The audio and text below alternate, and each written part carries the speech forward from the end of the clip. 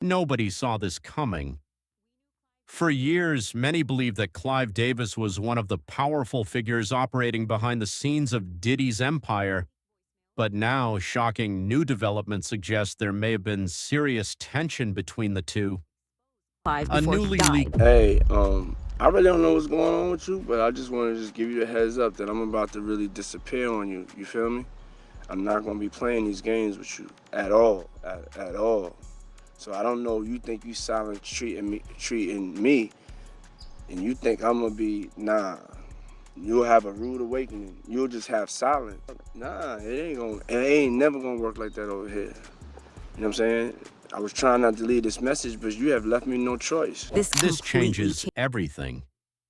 For a long time, many believed that Clive Davis may have been quietly supporting or protecting Diddy during his legal troubles.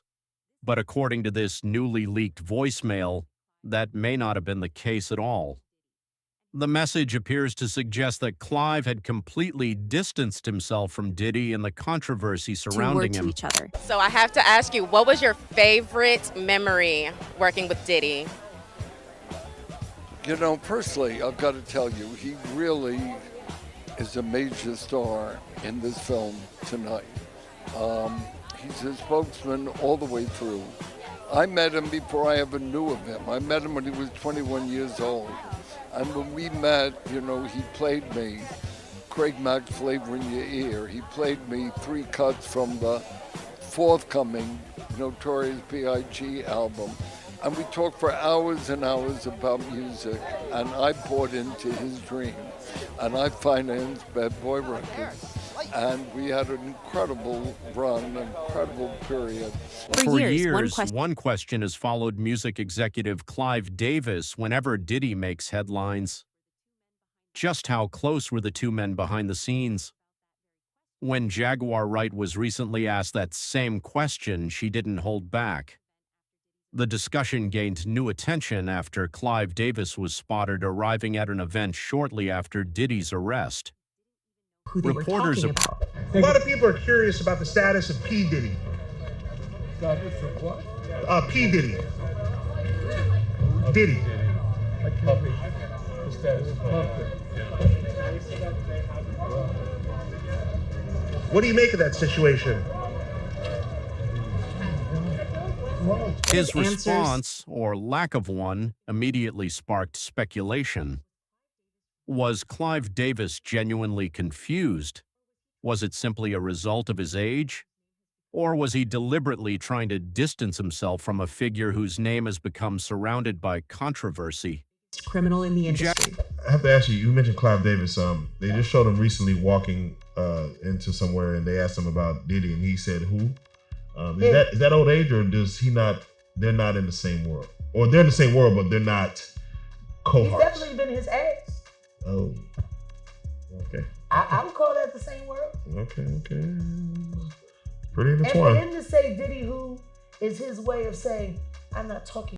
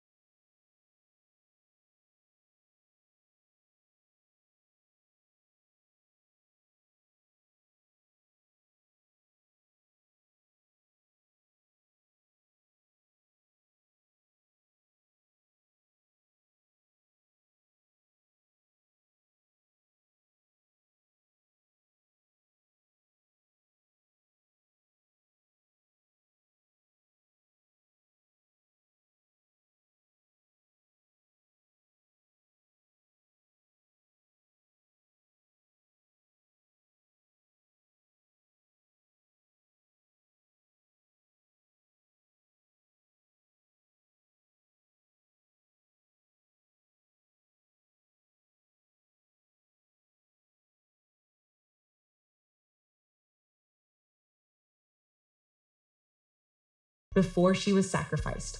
You see, Angie Stone died under extremely mysterious circumstances in a car crash, as many outspoken celebrities in Hollywood seem to do. And based on her own experiences in the music business and what she claimed to have learned over many years, Jaguar said she believed the situation looked suspicious. She questioned why, if everything was simply an accident, there were reports that non-disclosure agreements, or NDAs, were involved. I'm saying, in my opinion and all of my investigative knowledge for all of the years that I have been in the industry, investigating the industry and all the harm that it does, it looks like a sacrifice to me.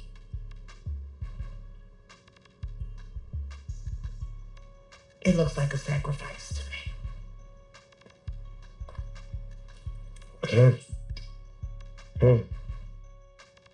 Why do you need NDAs for an accident? Have I asked that question on this couch before? Right. Why do you need an NDA for an accident?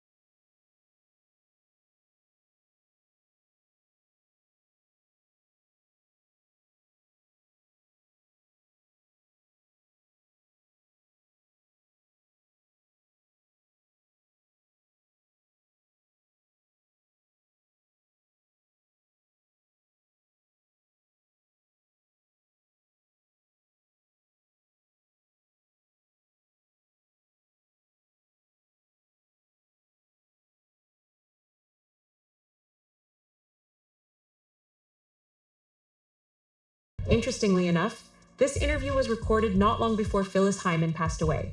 In fact, it seems Phyllis actually had a lot of incidents involving Clive Davis, where she somehow ended up in positions where Clive had the upper hand over her. When it comes to Phyllis Hyman, she had a lot of incidents with Clive Davis, but there was one incident that stands out the most. By the start of 1984, Phyllis Hyman had $50,000 in unpaid bills. She owed a lot of people money, she couldn't pay her staff, and her record label Arista, they were trying to work with her. Money was getting tight, so Phyllis and her manager, they set up a meeting with the record label. The meeting was to talk about her finances and future plans with the label. And I think she was hoping to leave with the check after.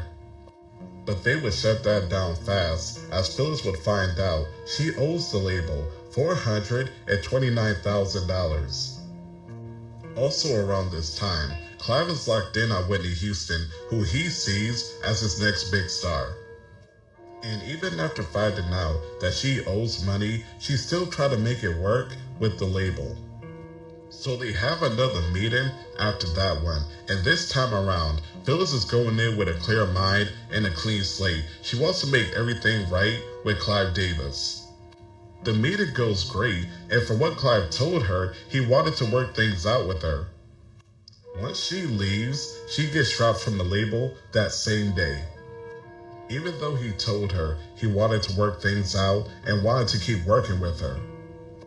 This put her in a bad spot because now she's a free agent, but she still owes them the money.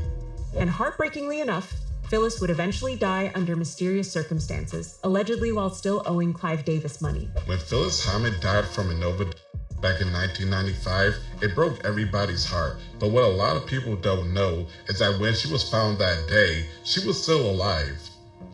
By now we all know, Phyllis Hyman did not have the best mental health, and this is something that really affected her life.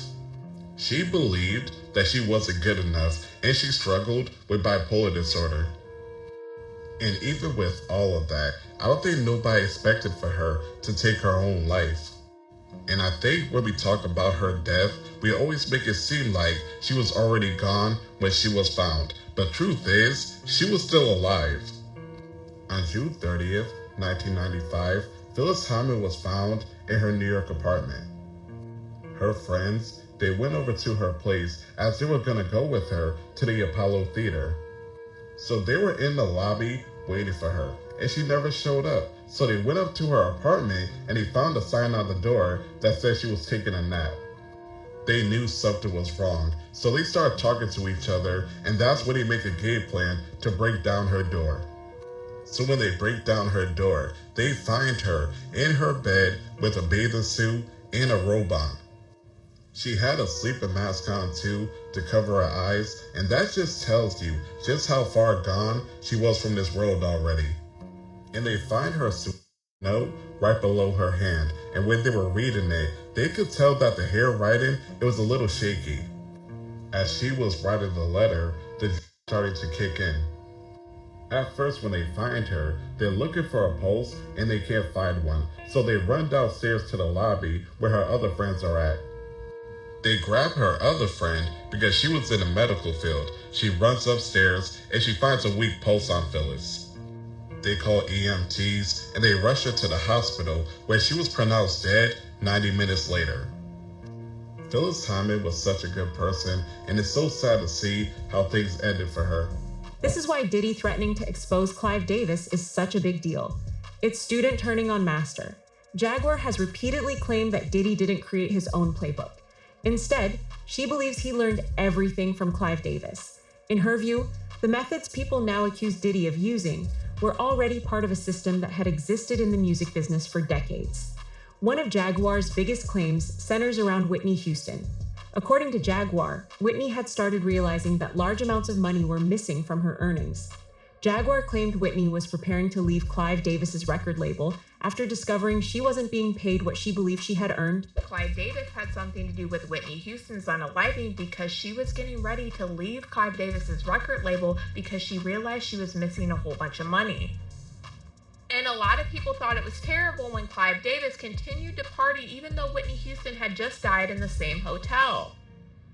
And then to add that with even more mystery, it was super weird when Whitney Houston gave this note to Brandy the night before she passed away. And honestly, I want to know what that note says more than anything, honestly, in the world. And then after Whitney Houston passed away, Bobby Brown's sister started saying that Whitney's death was no accident and saying that Bobby Christina was not safe. Whitney Houston's body told anybody upon looking at it that it was foul play.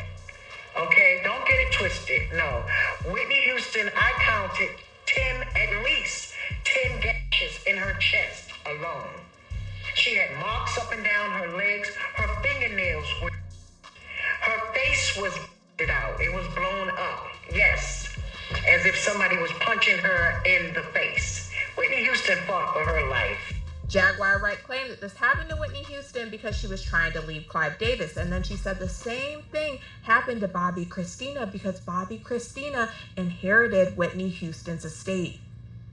And Jaguar Wright claimed that Bobby Christina's boyfriend had a meeting with Clive Davis, and this is how Clive Davis basically set it up to make the same thing happen to Bobby Christina. According to Jaguar, Bobby Christina's boyfriend, Nick Gordon, allegedly met with Clive Davis before everything unfolded. Jaguar claimed that meeting was part of a larger plan, although she did not provide evidence to support that allegation. The discussion became even more dramatic when Bobby Brown's sister shared her own version of events. She claimed Nick Gordon entered Bobby Christina's life shortly before Whitney's death. According to her, Nick took her life. And just wait till you hear what Bobby Brown's sister had to say about Bobby Christina's passing. Basically, right before Whitney was, Nick was brought into the picture. And when Nick did that to Bobby Christina and she was rushed to the hospital, because after he beat her and drug her up them steps, he brought her up with something and threw her in the bathtub. It was a setup. It was a setup. Yes. Nick was told not to let her go out of that house and to do whatever it was he got paid to do. TLC made similar complaints decades earlier, after discovering they were earning far less than they expected despite selling millions of records. Members of TLC publicly confronted executives over their finances. I just had a brief question for you. I watched a couple of your interviews and you talked about taking Clive Davis hostage. And I just wanted to, because we've seen the movie, so that happened. Yeah, I wanted to just touch on that and just get the outcome of that, like what, the real deal. Yeah, what happened? What transpired really after that? Okay, well, at that time, we had already left Pebbles, and so we had a lot of questions. We weren't making any money, and we were selling albums and all that, and so LaFace Records was, they point to Arista, and Arista would point back to them, and so we're like, well, let's just go to the head, and that is Clive Davis. Right. So Lisa met a few friends when she was, after the burning of the house there, and she was in a little trouble. She was at this little center. Oh, Lisa. And she met some tough girls. They were big. No, I'm serious, like way bigger than you, like huge. Like you would almost think they were like dudes, but they were girls, like look like this, but like, hey, like that. You remember them, I know you do. So she gathered her crew, and she and she and those girls, and Tion drove. And Tay-Tay. Yeah, and Tay-Tay, which is Tion's cousin. Tay-Tay don't play. And they drove to New York. I got on a plane, met them there, and we had a plan. So, we didn't have any plaques. We didn't have nothing. So we instructed the girls. We said, all right, we're going to go up to Arista, and I said, we're going to call, and I said, I'm going to do the talking. And because, Julie's the sweet one. Okay. I am sweet. If you cross me, I'm not. So anyway, no. I was about to say, she's sweet, but right. Don't mess with me. Right. But anyway, so and we told the girls, when we go there, go on every floor. I can't remember how many floors there were at ARSA at the time, and we said anything that says TLC, from the plaque to a regular poster, we don't care what it is, get it, and go and put it in the limo. We had already talked to the limo driver. He was ready. He was like, okay, cool, I'll park right here and I won't leave until y'all say so. So we call up, ring, ring, ring, you know, hey, it's TLC for Clive. He's like, hi, girls, how are you doing? I was like, hey, Clive, you know, we're in town, we miss you, we haven't seen you in a while, we want to come up and say hi. Yeah, girls, come up. Stories from the group describe just how desperate they became while trying to recover the money they believed they were owed. Got the girls going, and then we go in the room, and then, Lisa's cousin, I don't remember, what? No, Tay-Tay is Tion's cousin. Lisa's cousin was there too. You know who I'm talking about. And we walked into Clive's office. Puffy was in there playing that's when he was Puffy, playing his music and stuff. And so, you know, we walk in, and of course everybody's like friendly and ready to say hello. And Tion's cousin walks over, at the time it was a tape, stops the tape, gives it to Puffy and says, TLC's got a meeting with Clive and you got to go. Your meeting's over. And Tough Puffy is like,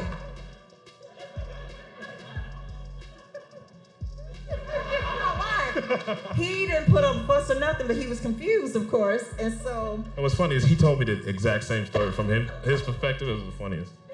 So he goes out, and we have one of the girls acting as security outside of that door. And we said, don't let anybody in or out unless we say so. Okay, so Clive is like, girls, what's going on? And so we're like, we need to talk to you, because we're broke, we don't have no money, and LA is talking about you, and like, we're just going on and on and on. And there was another person that needed to be in that meeting who handled finances and stuff there. So he called him on the intercom or whatever, said, come to the office.